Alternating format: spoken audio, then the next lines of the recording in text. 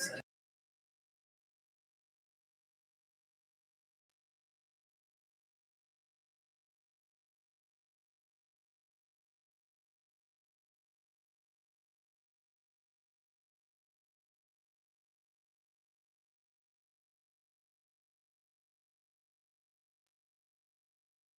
shut up.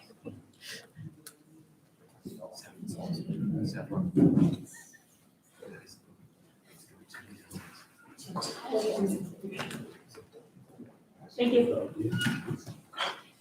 Is that mic on? This one? What is that mic on? Thank you.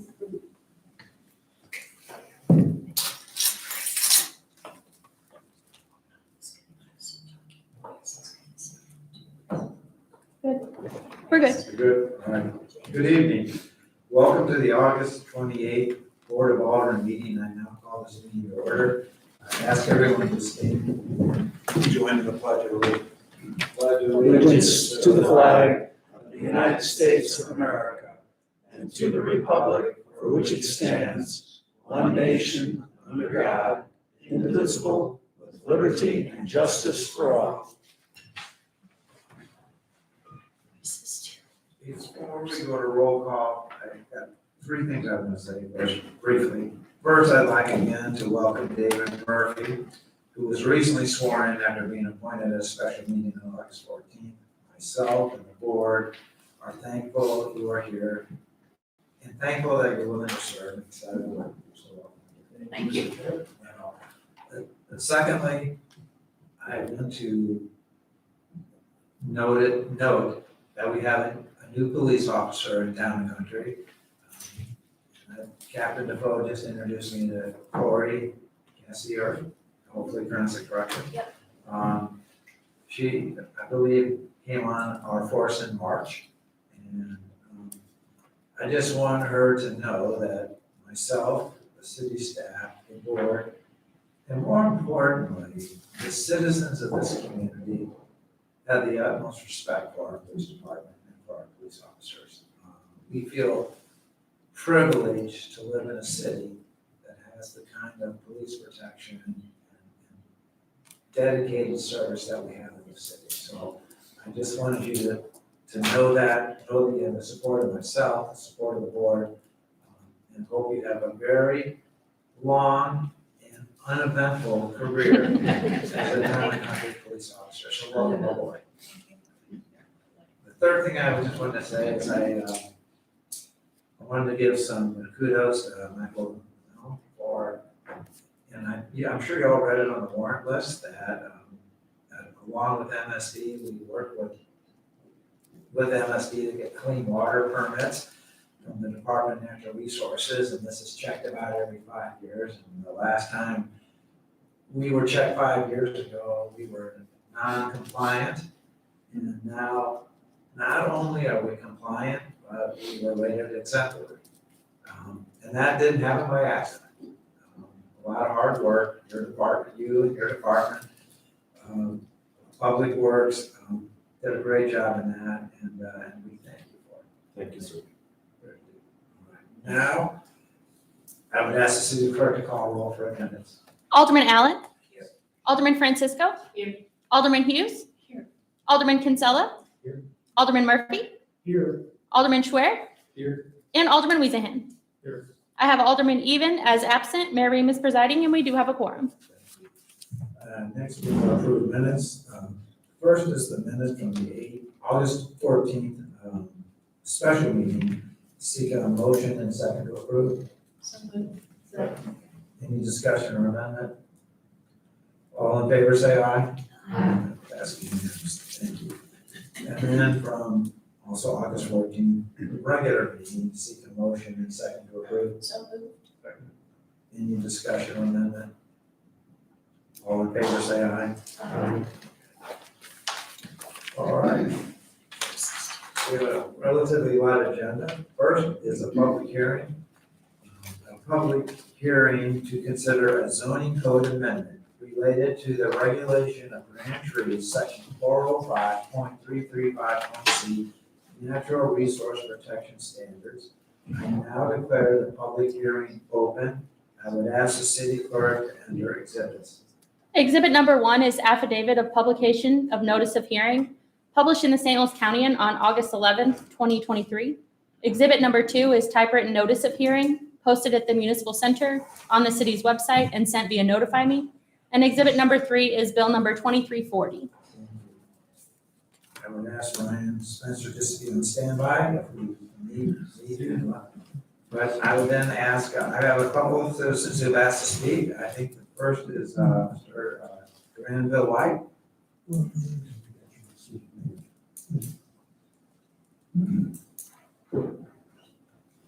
Thank you, Mr. Mayor. Thank you, good to see you. See you again. Yes. I'm Granville White. I live at 32 Summer Hill Lane, Town and Country, 63011, L17 now, and I'm in Ward 3. I also have to let you know that I'm a member of the Planning and Zoning Committee, or Commission rather, and of course I'm speaking for myself and for the Commission. My wife and I have been residents of the Town and Country for 37 years. We've welcomed all the changes that have happened during that time. And we came, no amenities, and now we've got beautiful amenities, lots of places, still in the same house with no intentions of moving. At the same time, not only have the amenities come into Town and Country, but we've seen a lot of preservation of the essence of Town and Country. The successive leaders, aldermen and mayors, have forwarded that and made it just a great place to live. It still is a great place to live, that's why I wrote here. And of course, we, in my small capacity and yours in your decision-making capacity, are here to pass on this wonderful city to our future generations.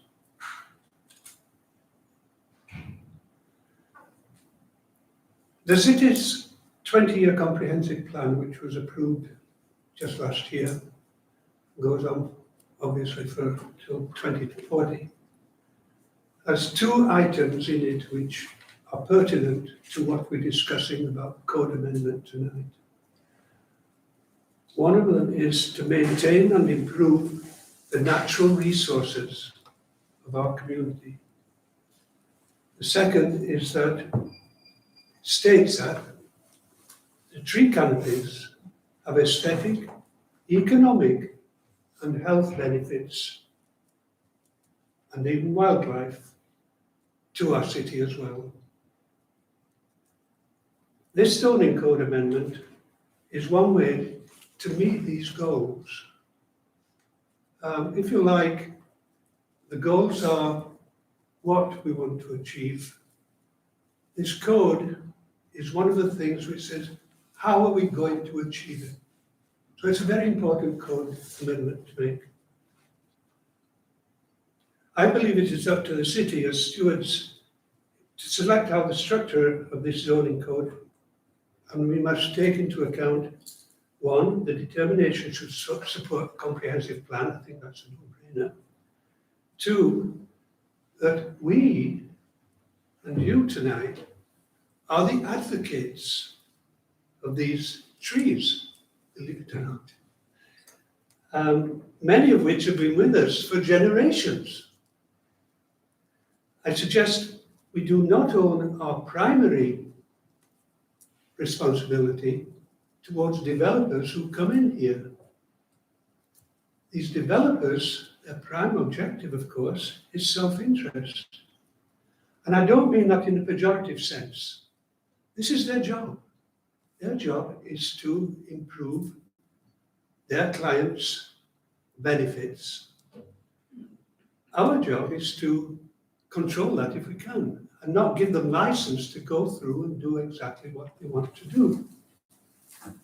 And so I believe we need a strong code to be able to come from our side, to be able to give to these developers a guideline for them to work and to work with us and create a win-win situation. In fact, what I think is this amendment will make is an incentive to help in the preservation of the natural resources of our city and to pass forward a beautiful town and country as we go forward and as these developments take place. I'm certainly not anti-development. Without a disincentive to destroy and cut down trees, which is what we're really talking about, a developer is going to be inclined to go along his own way. There's nothing to stop him because it's the least cost for him. Let's just look at the open spaces we've got now. Town and Country Commons, for example. It's beautiful, but it lacks big trees. Those were all taken away. So that's the essence of what I want to say tonight, is that we really need to think very carefully how we can not stop developers, but have developers have a clear guideline and work with us to create good developments. In other words, give a disincentive to cut a big tree down. And once we've given that disincentive, then there's an incentive for them to try and work around it. Right now, there's no incentive. They'll just put a few small trees in the periphery of the development and say that meets the regulations, which it essentially does. A couple of other things I'd like to mention. It's been said that why should we tax a developer coming into town and country? It's not called a tax, and I don't think it is a tax. It's two things. It's what I said earlier.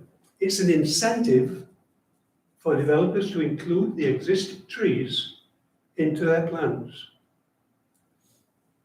And if they choose not to, their plans won't allow that, then we're giving the city the ability and the finance and some funds from the developer in order to replace those trees elsewhere.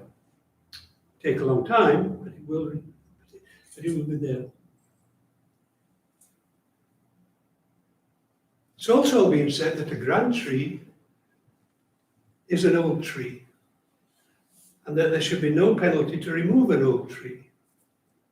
To which I say, how old?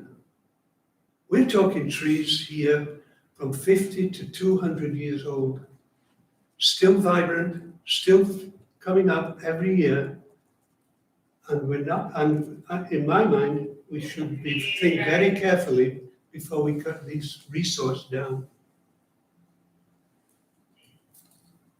I remember when we first came into this city 37 years ago, there was I think it was a quasi city group which identified every tree in the city which was over 3 feet in diameter. I don't know if that's still around, but that's the care which our forebears have done in looking after this city. They are trying to keep the trees that we've got, which have given pleasure to past generations, and with our wisdom, we can pass this on to generations to come. And some alarmists will say, well, big trees fall down on houses, they fall down on the streets. Surely we don't want to cut all the trees down in town and country. Most of our trees are on 1 acre lots. And in fact, they enhance our neighborhoods and they give large canopies to our neighborhoods and our residences. Thank you for listening to me.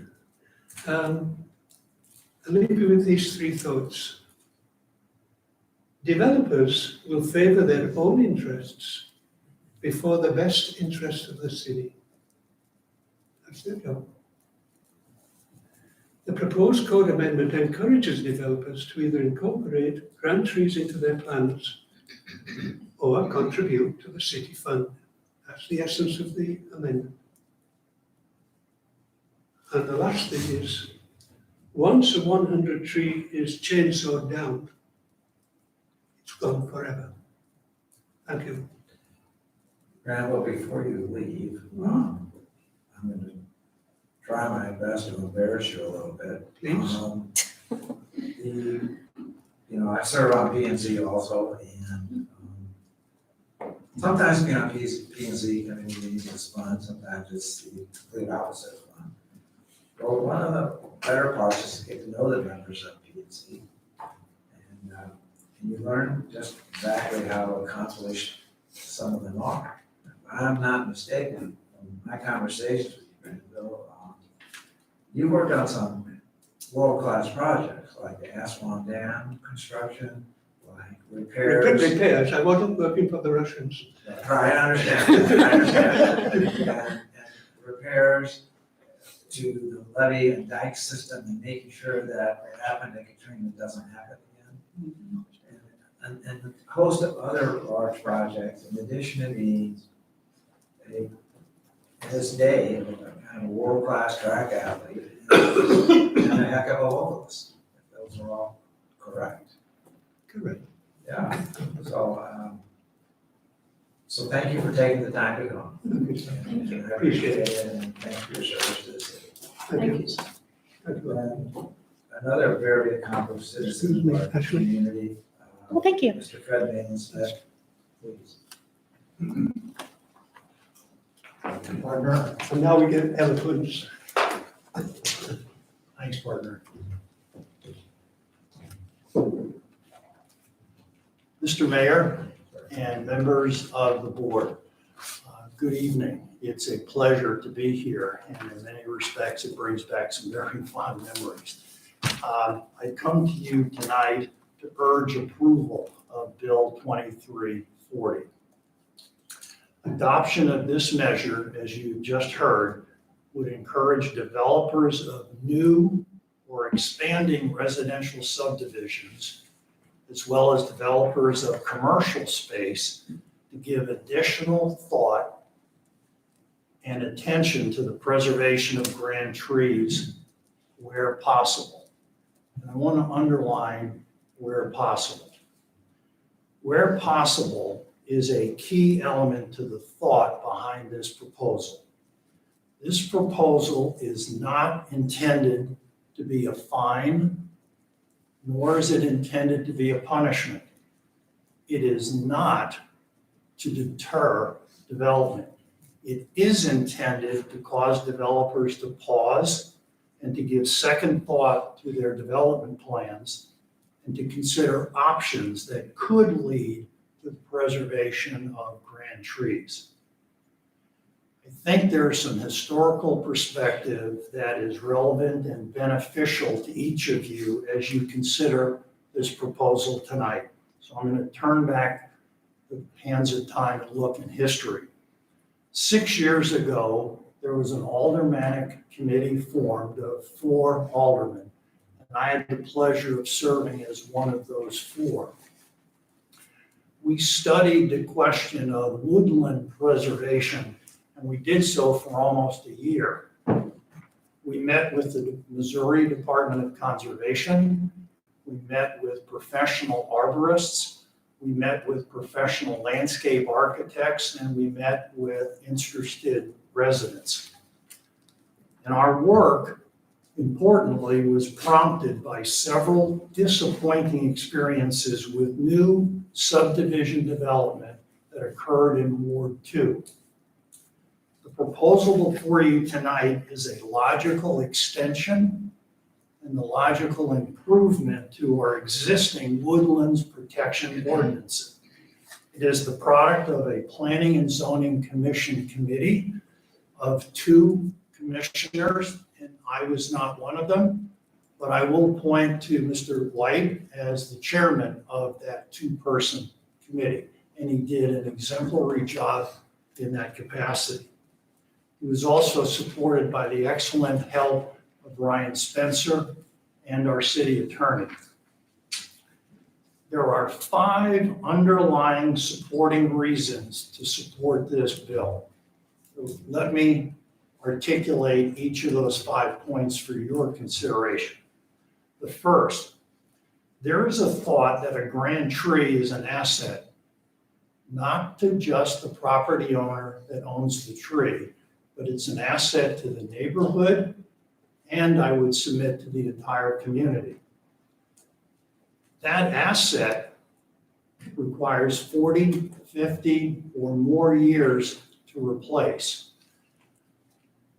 I subscribe to the Missouri Conservationist magazine, and there's an article in last month's edition that talks to an experience in the Ozark region of Missouri, where during the late 1800s and 1900s, it was clear cut. And those trees have been replaced, and it's taken 50 to 100 years to begin to replace them, and they're now enjoying their pinnacle of magnificence. I think that underscores the point that I'm making. It's an asset to not just the property owner, but to the neighborhood and the community at large, and it takes a heck of a long time to replace it. The second reason, the provision should be viewed simply as a cost of doing business to the development plan. It's similar to the cost of moving earth or to the cost of creating stormwater mitigation structure. Third, the funds derived from the grand tree protection are segregated and held separately in the city budget and should be used for tree planting, tree replacement, tree health maintenance in places like our parks or the municipal buildings, or, for example, the Mason Road Highway 40 interchange. I'm going to cite 3 examples where this ordinance, had it been instituted in our city, would have served us handsomely in just the recent past. First, the Greystone subdivision in Ward 2. 5 grand trees were removed there, and had this ordinance been in place, it would have generated $60,000 of funding for the city for the purposes that I just articulated. Secondly, Stone Chase in Ward 4. 38 grand trees were removed. And here, the proposal has a cap, and the cap would have applied, and it would have stopped at $100,000. And the third is Dubon Lane in Ward 1, where 5 trees are proposed to be removed, and that would have generated $42,000. Just those 3 examples, had this ordinance been in place, would have generated $200,000 of funding for this city to maintain and beautify our existing public space. And I think that's an important positive for this ordinance. Point number 4, the fee structure is designed to be reasonable with a cap. This design element was included by the Planning and Zoning Commission Committee on the recommendation of the city staff and our city attorney. So it very much incorporates reasonableness in its application. And point 5, the last, is keep in mind that this proposal applies to only new residential development and commercial development. Typically, this kind of construction is financially or, frankly, profit motive driven. This ordinance would cause the developer to pause and consider alternatives that are for the community's best interest. So I'm asking you tonight to consider your decision on this bill in a somewhat philosophical manner. I'm asking you to be qualitative in your evaluation. I think Town and Country is a doggone special place. That's why I chose to serve, and I thank the that applies to each and every one of you in terms of your appreciation for and respect for this community. I think we chose here to live here intentionally because of its many qualities, and natural beauty is prominent on that list of qualities. I'm going to quote from our city mission statement, paragraph 2. It's brief. A sense of community is indicated when the residents share a common identity with and feeling of satisfaction and pride in their city because of its laws, respect for the individual, property values, environmental attractiveness, and communal interest. This proposal is spot on with that mission statement. And I urge you to please take a protectionist view of our city's assets. This is not a fine, it's not a punishment, it is not an extremist measure. It's a logical, sensible, protectionist proposal that it's an extension of what we already have on the books. Thank you very much for the pleasure of addressing you all tonight. Fred, thank you. And I just will comment that it didn't pass P&Z handily. And I have to, in full disclosure, I voted against it, and I look at it differently now. I think that was a mistake. I think I was guided by the fact, gosh, this might be the only chance I ever get to vote, let Dennis vote. And so consequently, this was ratcheted down from 400,000 to 100,000. There's a lot of compromises made. I think it's a very reasonable proposal for our city. At this point, I would really do any of the aldermen have any comments? Now, I will declare the public hearing closed. Get the vote in a second. Under appointments, I do announce the intent to appoint Robert Owanis as an at-large member to the Parks and Trails Commission at our next board meeting. He's previously served on the Fair Parks and Recreation Board. I think he's a great asset. Right now, I recognize the board members and commission chairmen the opportunity to provide any reports, so if they will choose to do so. Alderman Francisco. Thank you, Mr. Mayor. Well, I'm delighted to announce that Drake's Playground is complete and open to the public. It looks fabulous. If you haven't been over there, please go and check it out. I was there this morning, in fact, and it's really, really stunning. We are going to have a ribbon cutting ceremony on September 10th at 3 p.m. with free Kona ice for kids, so I encourage everyone to come out. Alderman Schwarman, this is when you can bring your kids too. We will be there. So I'm really excited. I also want to share a really kind note that I received from a Ward 3 resident. Her name is Susie Bryden. She is expecting her first grandchild any day now, and she is excited to bring him to Trace Park when he's old enough. And so she sent this note to me, and I shared it with our Parks and Trails Commission because I thought it was, they put a lot of thought into this, along with SWT and a lot of attention to detail, and so I shared it with them, and I want to share it with the board as well. This is what Susie wrote. She said, we are so impressed by the Drace Park Playground. It is so natural and beautiful and creative. It truly blends into the woods and incorporates some of the sweet, memorable aspects of heading into the woods. Well done. So again, I shared it with the Parks and Trails Commission and Anne, and I thank them all for their hard work in bringing that to us. And while we're on the topic of arts, the second thing I want to bring to everyone's attention is that Longview Playground construction is currently out for bid. We have 2 more summer concerts that are coming up at Town Square, one on 9/8 and one on 9/15. Whiskey Morning will be performing at the September 8th concert, and I believe it's called Merrimack City Ramblers. Is that right? We'll be performing at the September 15th concert. Both shows are from 6 to 9 again at Town Square. As usual, we'll have food trucks and adult beverage trucks this time too. And then finally, I'll just mention that Fall Fire and Ice will take place on October 7th from 5 to 8 at Longview. And we've got a great committee of people working hard to bring that to the community. Busy time of year. We are busy at Parks and Trails. Well, thank you for the update. Yeah.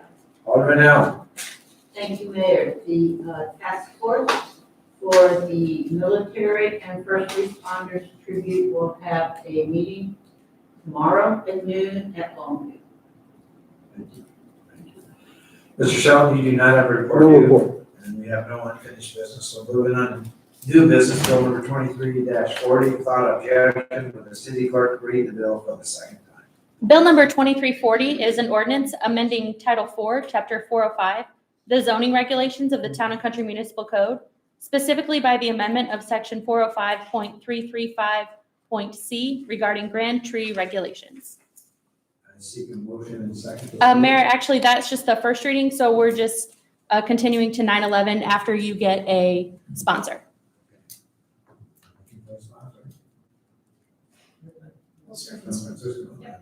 Thank you. Any other discussion at present? Do I need a motion and second? That, it's just an automatic Okay. continuance to September 11. Okay, thank you. All right. Warrant books is the amount of $156,188.09. I see a motion and second to approve. So moved. Any discussion or amendment? I have a question, Mayor. Yes. On page 2, it talks about, I'm sorry, my voice is scratchy. The Drace Park gate and the lumber. Are any costs associated with Drace Park going to be part of any kind of settlement in the future? Any costs? Or how is that going to? So we have filed the insurance claim and have received some insurance reimbursement for the pavilion. However, the gate has been in disrepair for a long time, so there'll be no reimbursement for the gate work. But as we talked at our last meeting, that was done all in-house, well, mostly in-house. So Okay, thanks to our public works staff, most of that was just for materials. okay, thank you. I just wanted clarification. Thank you. I'm not sure if I didn't turn this off for you, I do, it is something. but go. Oh, for me? Please stay.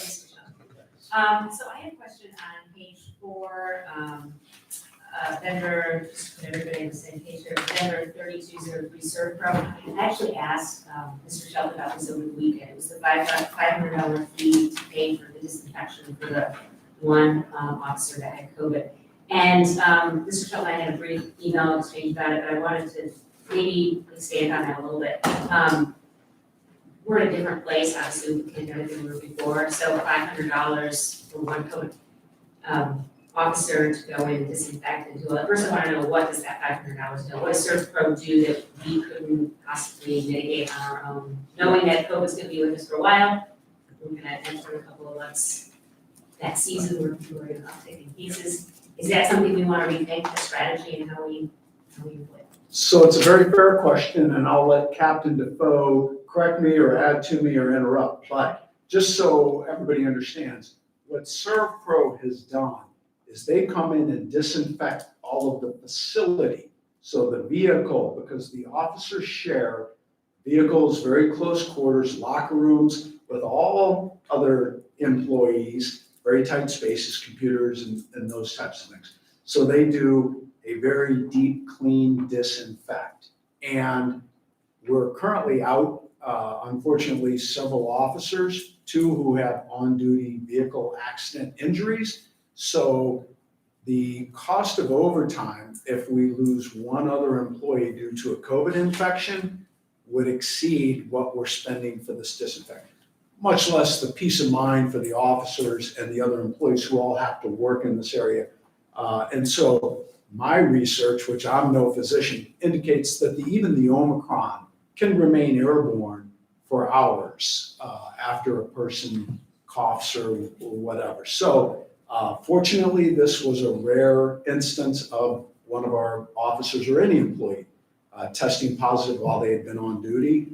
But in consultation with the police department, Captain Defoe, we felt it was important to get this totally disinfected because the employee had been on duty at the time. So you don't anticipate every single time somebody tests positive, we're going to go through this process? I would not think we would have to do that. No, and we do have some disinfection here, but this felt like it was important to do a deep clean. Do you want, I can add a little bit more to that. That particular squad had several officers that had been sick recently. Okay. In fact, one of the other went home with COVID and both felt ill at work, went home, they both went to urgent care and both were tested for COVID. and were both out the next day. But given the fact that they were in cars, they were in the locker room, they were in the squad room, we felt like it would be a good idea to go ahead and get it disinfected, and so that we didn't have this spread to potentially other squads, like Mr. Shelton said, and had several officers out at the same time. They did disinfect, I believe, all 10 of our cars and the women's locker room and the squad room. So it was a substantial area that they did.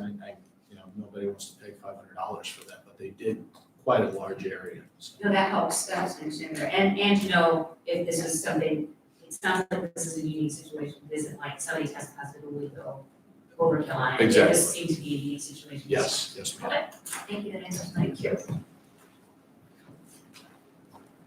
Relative to the warrant list, all in favor, say aye.